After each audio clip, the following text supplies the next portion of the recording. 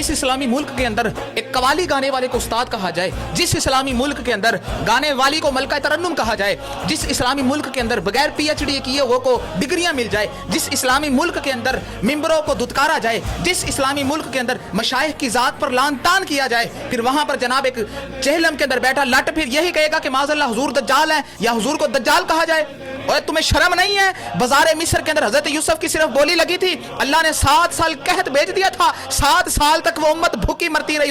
ये जलजले, ये सैलाब, ये पाकिस्तान के अंदर जो मदीना ये आजमाइशें और ये मुसीबतें आ रही हैं, क्या तुम्हें नहीं पता कि ये नामुस रिसालत के मसले की वजह से है? यहाँ पे कभी हुजूर की शान के अंदर गुस्ताखी कोई कर देता है, कभी नामुस रिसालत पे गुस्ताखी करता है, कभी किसी सहाबी की गुस्ताखी की जाती है, कभी अहले बैत की गुस्ताखी की जाती है। बताओ इस मुल्क के अंदर ये आफतें क्यों आ रही हैं? क्या तुमने सोचा नहीं है? बताओ मुझे। ऐसे फॉलोअर्स पर लानत हो जो माज़अल्लाह भी कहते हैं वो हमारा उस्ताद है, वो हमारा इमाम है, उसने तो माज़अल्लाह इतना आगे गुजर चुका है कि उसने माज़अल्लाह हुजूर की शान में गुस्ताखी कर दी और इतना घटिया लफ्ज़ इस्तेमाल कर दिया कि दज्जाल का लफ्ज़ इस्तेमाल कर दिया। सुनो, मुल्ला अली कारी ने ये हदीस नकल की है। मुल्ला अली कारी फरमाते हैं कि नबी पाक सल्लल्लाहु अलैहि वसल्लम एक मर्तबा सहाबा में फरमाया, सहाबा एक वक्त आएगा सुरखान आंधियां आएंगी, सहाबा जलजले आएंगे, सैलाब आएंगे और सहाबा बेमौसमी बारिश आएंगी। सहाबा ने अर्ज की, हुजूर क्या वो उम्मत नमाजें नहीं पढ़ेगी? फरमाया पढ़ेगी। अर्ज की, हुजूर क्या वो उम्मत रमजान के रोजे नहीं रखेगी? फरमाया रखेगी। अर्ज की, हुजूर क्या वो लोग ज़कात नहीं देंगे? फरमाया देंगे। अर्ज की, हुजूर क्या वो लोग अल्लाह के अहकामात को अपनाने वाले होंगे? फरमाया कसरत होगी। फरमाया अर्ज करते हैं सहाबा, फिर हुजूर बताएं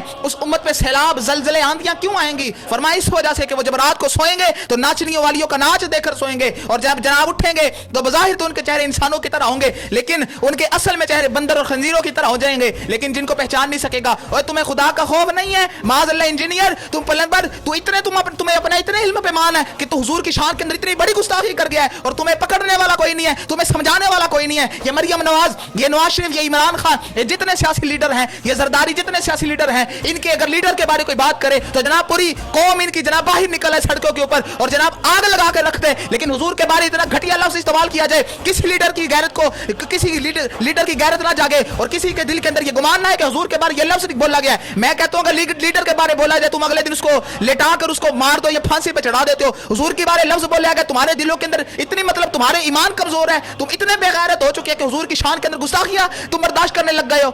शर्म करो, कुछ हया करो, हुजूर की इज्जत में पहरा दो।